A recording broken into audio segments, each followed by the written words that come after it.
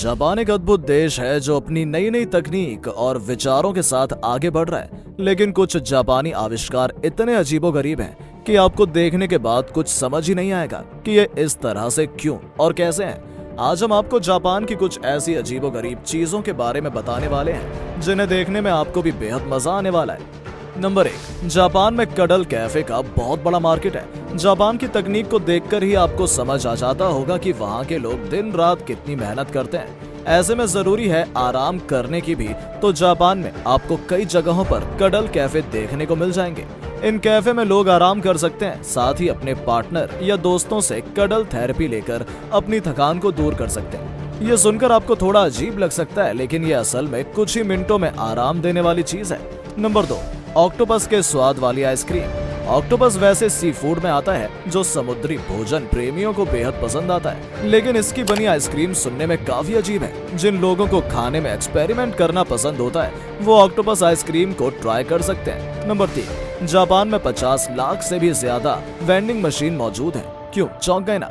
Japan vending machine manufacturers association के अनुसार एक वेंडिंग मशीन प्रति 23 लोगों की जरूरत को पूरा करती है। जापानी कंपनियों ने रिटेल स्टोर खोलने के बजाय वेंडिंग मशीन लगाई हुई है। देश में लगभग हर चीज के लिए एक वेंडिंग मशीन है, चाहे वो स्नैक हो या अंडरगारमेंट्स। अजीब है ना? नंबर 4, अधिकांश देशों में काम के दौरान सोना मतलब या तो आपको बॉस से डांट पड़ेगी या फिर कोई स्ट्रिक्ट एक्शन लिया जा सकता है। जापान में हालांकि काम के दौरान सोना पूरी तरह से स्वीकार्य है, क्योंकि यहाँ ऐसा माना जाता है कि काम के दौरान सोना आलस का नहीं, कड़ी मेहनत का संकेत है। जापान की कुछ कंपनियां कर्मचारियों को दोपहर 1 बजे से शाम 4 बजे के बीच किसी भी समय 30 मिनट तक सोने की अनुमति देती है। इस प्रथा को इनेमुरी कहा जाता है। नंबर 5, जापान में हालांकि युवतियों में डबल टूथ कैप का चलन बढ़ रहा है, जिसमें उनके दांत बीच से टूटे हुए उबड़ खाबड़ अगर होंगे तो उन्हें बेहद खूबसूरत माना जाएगा।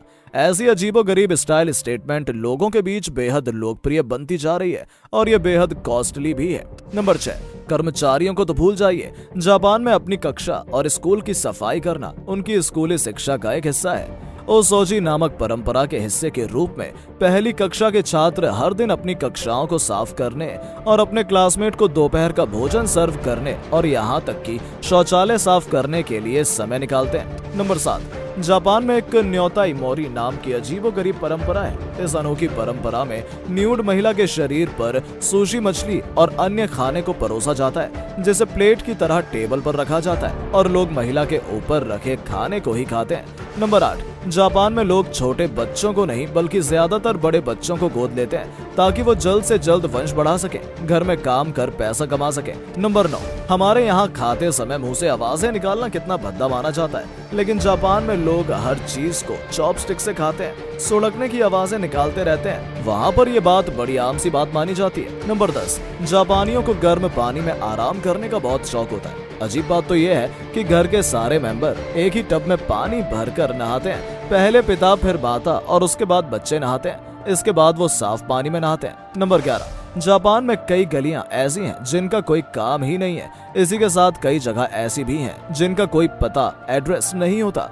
हर गली को ब्लॉक नंबर दे दिया जाता है, लोगों को उसी से काम चलाना होता है। नंबर 12, यहाँ जापानी लोग घोड़ा दौड़ाने के लिए ही नहीं बल्कि उसके मांस खाने के भी शौकीन होते हैं। इस डिश को बशाशी नाम दिया गया है। नंबर 13, माना जापान को एक बहुत सुंदर देश में गिना जाता है, लेकिन यहाँ आने वाले भूकंपों को भी नजरअंदाज नहीं किया जा सकता। जापान में हर साल 1500 से ज्यादा भूकंप आते हैं। नंबर 14, वैसे तो जापान का नेशनल खेल सूमो है, लेकिन जापानी लोगों को सबसे ज्यादा बेसबॉल खेलना पसंद है। वहाँ पर बेसबॉल को याकियू के नाम से जाना जाता है। नंबर 15, जापान जिसको हर क्षेत्र में अव्वल माना जाता है, आपको जानकर हैरानी होगी कि अव्वल होने के साथ ही जापान सुसाइड करने के रेट में भी काफी आगे है। नंबर 16, जापान दुनिया का एकमात्र ऐसा देश है जिस पर परमाणु बम से हमला किया गया है। जैसा कि आप जानते हैं कि अमेरिका ने 6 और 9 अगस्त 1945 को हिरोशिमा और नागासाकी पर बम फेंके थे।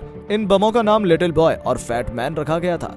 नंबर 17, जापान में माउंट फुजी की तलहटी में बसा ओकिगारा का जंगल दुनिया में सुसाइड फॉरेस्ट के नाम से मशहूर है। यहाँ सैकड़ों की संख्या में हर साल लोग सुसाइड के लिए जाते हैं। इस जंगल को मूल रूप से स्थानीय जापानी जुकारी के नाम से